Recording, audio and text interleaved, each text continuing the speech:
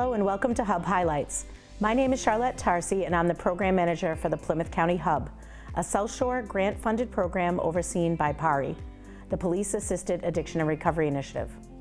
Each episode, the HUB highlights the services provided by a community provider that attends our Hingham Area HUB meetings.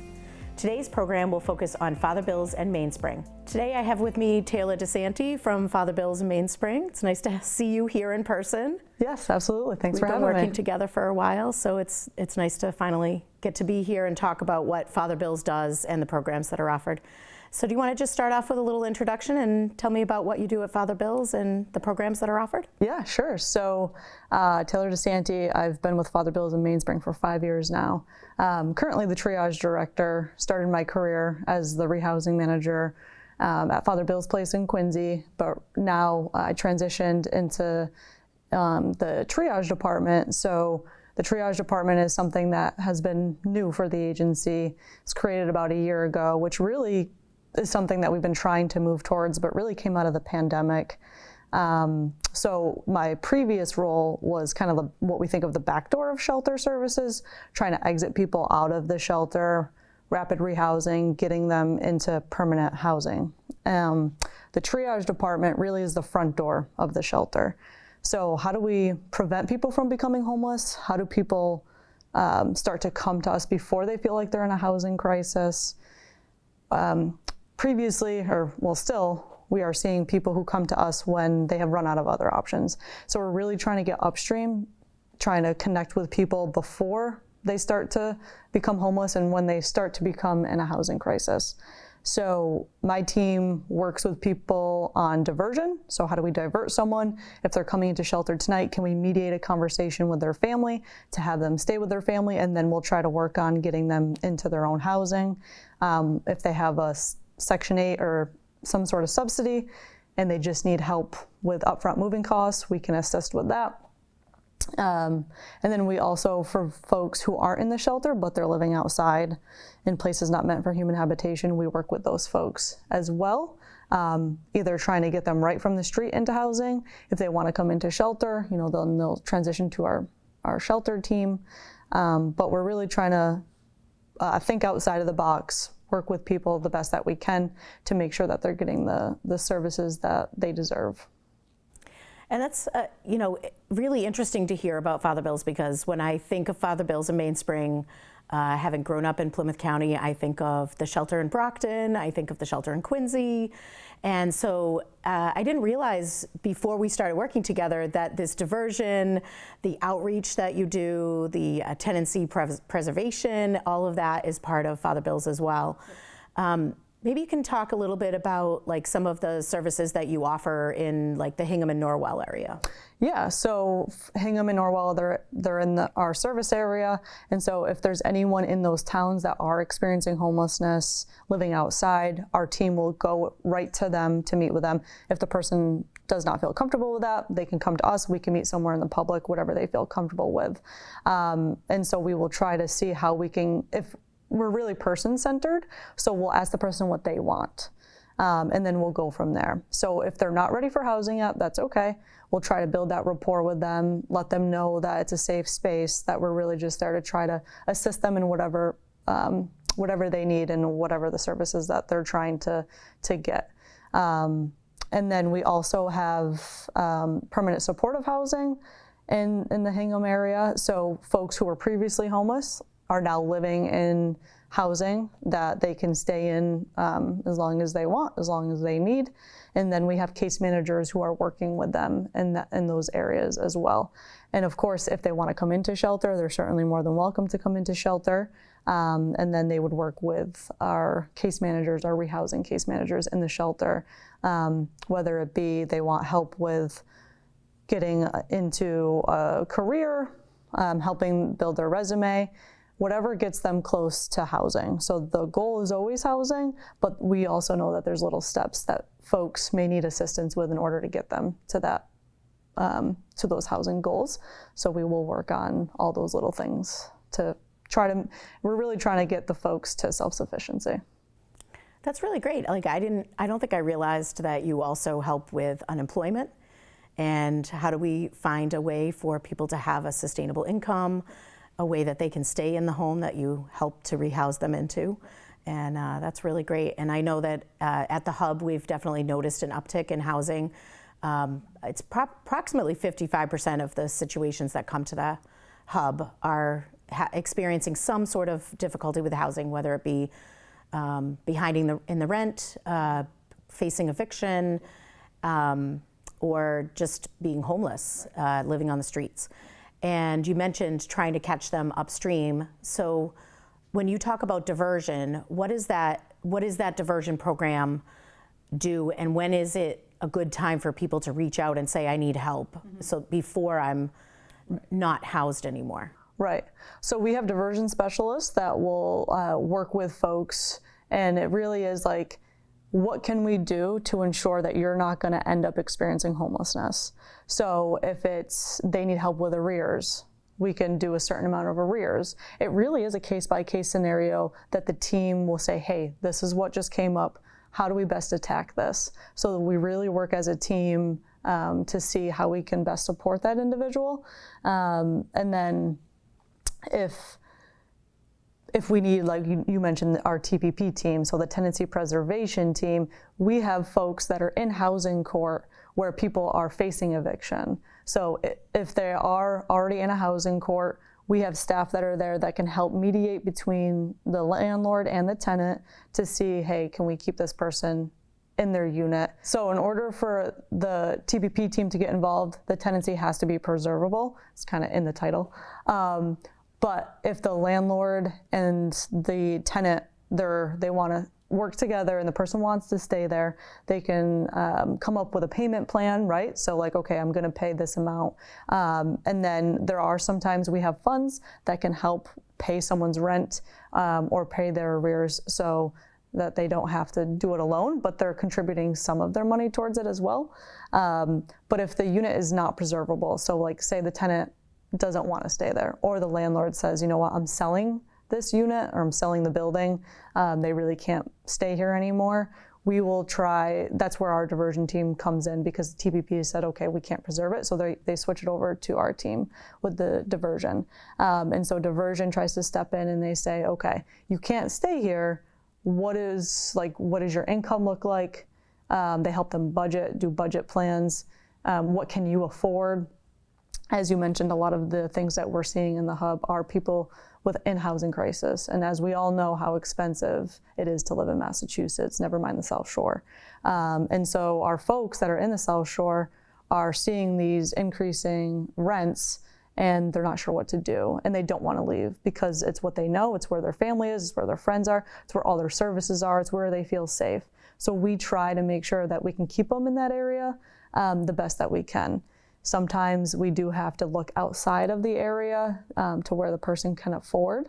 But if they do have a voucher, it gives them a little bit of wiggle room. If they don't have a voucher and they can afford market rate rent, we'll try to work on those units that they can afford.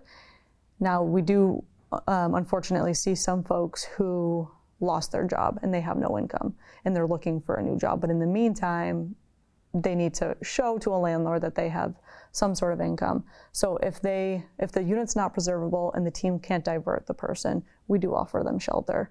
And so then they can come into shelter and then still work on those things to try to get them into housing.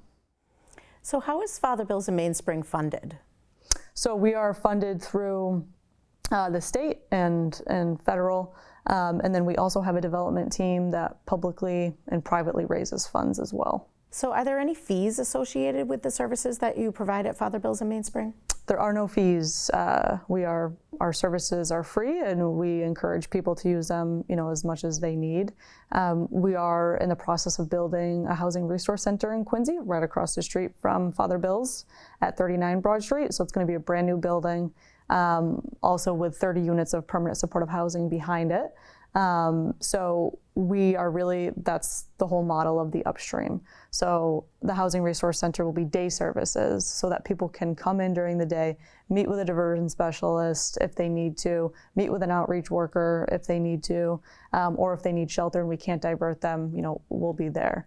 But we're very excited about this. It's a brand new model that we've been talking about for years, and now it's finally almost here. The springtime is the expected date, and then I will be overseeing the HRC. That's exciting. Yeah, we're very excited about it. Awesome. So how would somebody access your services? How do they come in the door? Is there a phone call that they can make? Is there a website? Mm-hmm. Yeah, it's kind of all the above. So we do have a website, helpfbms.org, so people can go right on there. They can see all of our services. There's several phone numbers on there. So Father Bill's place in Quincy's on there, Mainspring House in Brockton's on there. Those tend to be where we see the bulk of the phone calls come into the two shelters. But we also have an administrative office in Brockton where calls come into, and then they kind of will filter it out to the necessary teams. But really, someone can walk into the shelters, they can say that they need help with A, B, C, D, and the people at the shelters will connect them with the right folks. People reach out directly to me, and I'm more than happy to filter it to my team. So people email me, they call me, I'm more than happy to share my contact information to get it to the teams. And we try to be as responsive as we can because all the things that we see are crises. And so we know it's very time sensitive, and we want to get to people as quickly as we can. Yeah, and it's really amazing what I've seen Father Bills do over the past year. Taylor, I email you at least once a week. Hey, this situation came up. Can you help? It's just really helpful to know that there's a person, that's so knowledgeable, and I know you and your team, not just you, but there's other people at Father Bills that do an amazing job as well. And you're very responsive, and you get people out there that can help an individual as quickly as you can. Yeah, well, thank you, because that's our goal. We always say we're not the type of agency when someone calls or reaches out to us, oh, that's not us, sorry. If that's not us, we'll figure out who it is. And so we'll try to point you in the right direction. So do you have opportunities for volunteers at Father Bills? Yes, we do. We're very excited to get volunteers back. Throughout the pandemic, unfortunately, we had to not have volunteers just for the safety of the guests, the safety of the volunteers, everyone. But we love our volunteers. They do so much for us. We have a whole page on our website at helpfbms.org that talks about our volunteer services and what people can sign up to do. So the big ones that people know about for our shelters, our individual shelters, are like making bag lunches for the guests. They also will come to the shelters and they'll serve community meals to the guests that are in the shelters. And then they also will help with the intake process. So that 4:30 to 6 time when everyone's coming in, we have some volunteers who help check in, which is a huge help for us because it's our busiest time. As you can imagine, we have 100 people coming in between 4:30 and 6. And so having volunteers who are talking to the guests during that time, because the check-in process really is the time where you can speak one-on-one to all the guests and get to know them. And so we had a lot of key volunteers who loved coming in that 4:30 to 6 time. So we are happy to have them back. And then we also have larger groups where people will come and they'll do some landscaping at the shelters or even our housing. So we also have family shelters and housing for our families. And so we have a family shelter in Stoughton and a family shelter in Middleborough. And then we have scattered sites throughout the South Shore as well for families. But in order to receive family services, you have to go through the DHCD system if you're a family experiencing homelessness. So we get our referrals from DHCD. Sometimes people think that we can refer to DHCD, but unfortunately we can't. If a family comes to us, we will do our best to, get them the services that they need in the moment. But it's right now, it's still, the DHCD has a phone number that they can call for families. But yes, we love our volunteers and we're very excited to work with them again. I'm thinking about, my kids are grown now, but I remember them making the sun butter and jelly sandwiches back in second grade, and it was such a great experience for them. And it's nice to hear that that's something that people can do if they want to organize something like that, or even just come into the shelter and help. Yes, yeah, absolutely. And we have people who on a regular basis will donate items to us, so clothing, food, but all the clothing, we always tell folks the clothing and food all has to be, new. Just because of things coming into the shelter, we want to make sure it's safe. So we have people on a regular basis donating things to us, which is always a huge help as well.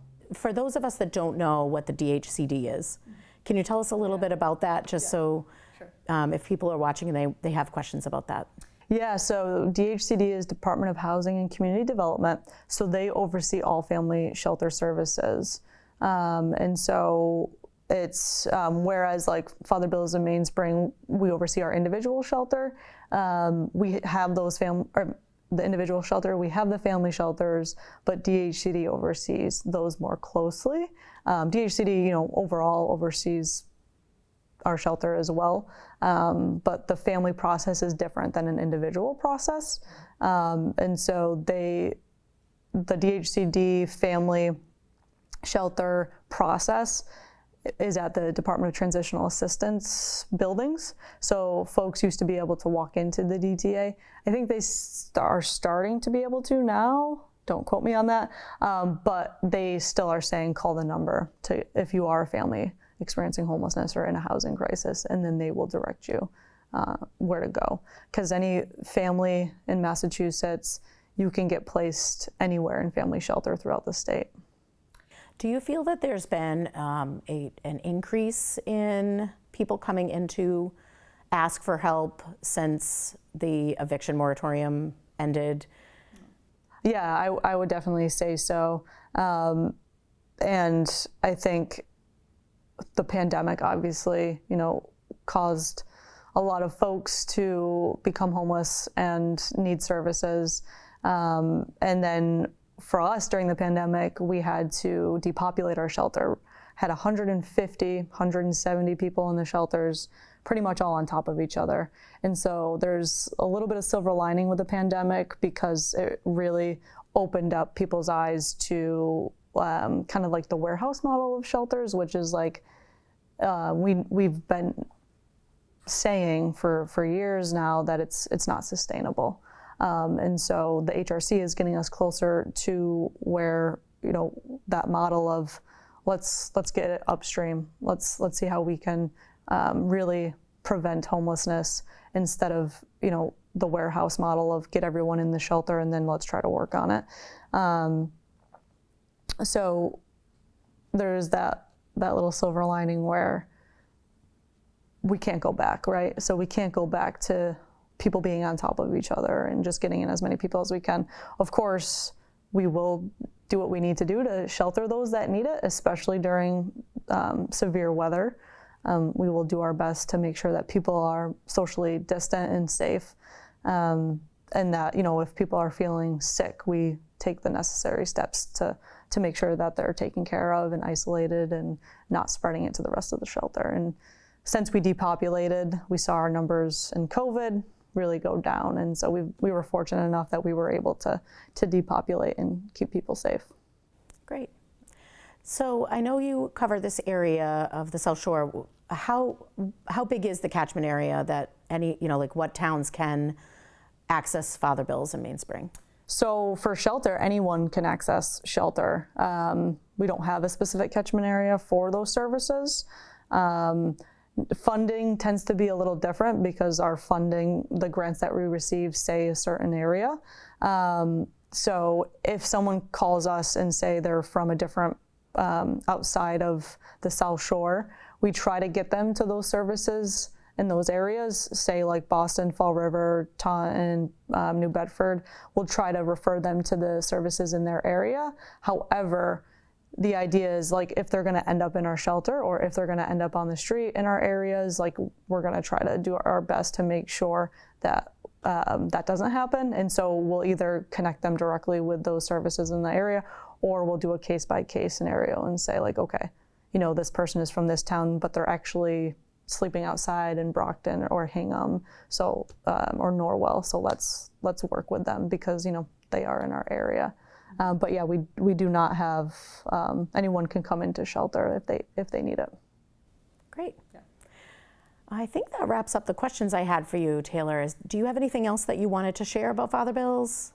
I think just that if people, are hesitant about shelter, please reach out to us. We give tours to folks. We can show you around the shelter. We can have you meet with the staff and have them talk to you about what it's like to be in the shelter, what our rules are, because we do have to have rules put in place to make sure that that's our number one. I think I've been saying safety, talking about safety a lot, but that's our number one goal, is to make sure that everyone feels safe, everyone is safe. So we do have protocols in place, but we welcome people to come in and talk to us, and we'll even meet you out in the community. We'll meet you where you're at, but just encourage you to reach out for services so that we can try to work together as a team. Thank you for coming today, Taylor. It was nice to talk with you. Yes, thanks for having me. Hub Highlights is here to put a spotlight on the great resources available to community members. If you would like to learn more about the Hub, please check out our website at www.plymouthcountyhub.com. You can reach the Hub through the Contact tab there or by calling 508-296-0743. Please note that the Plymouth County Hub does not provide services, and if you are in crisis or need help immediately, you should contact your local emergency services provider or 911. Thank you, and we wish you well.